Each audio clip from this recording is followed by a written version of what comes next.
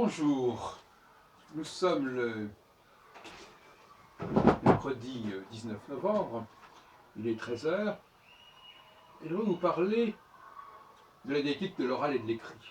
J'en ai déjà parlé, mais je voudrais en parler sous un autre angle, qui est celui qui est justement qui correspond exactement à ce qui se passe en ce moment devant vous. C'est-à-dire que on croit souvent, c'est vrai que les gens n'ont pas l'habitude de parler à voix haute. Donc cette idée, cette pratique conduit à penser que l'écriture précéderait quelque part l'oralité et qu'on devrait d'abord mettre ces idées sur le papier ou sur l'ordinateur, peu importe, et ensuite éventuellement on se relirait ou on relirait devant d'autres personnes. Enfin bon. Mais je crois que ça c'est simplement un effet conjoncturel en réalité. Et la conjoncture, elle peut modifier notre perception des choses. Je pense que ce que je fais actuellement correspond davantage à une progression logique. C'est-à-dire qu'au fond, spontanément,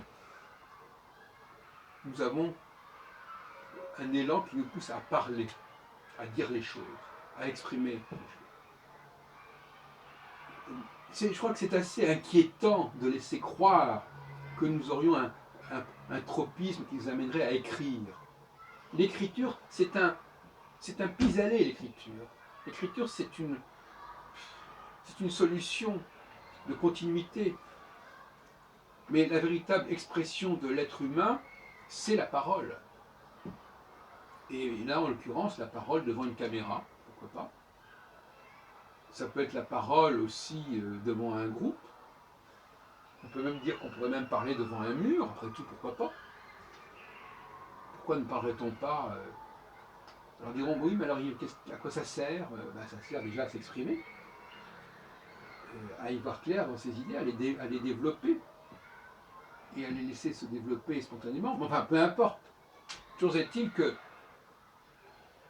il me semble que, idéalement, dans une société qui n'est pas encore complètement dégénérée,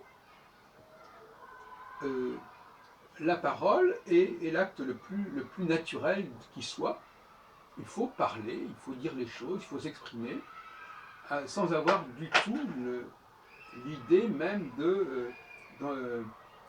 d'écrire, de transcrire, de dicter.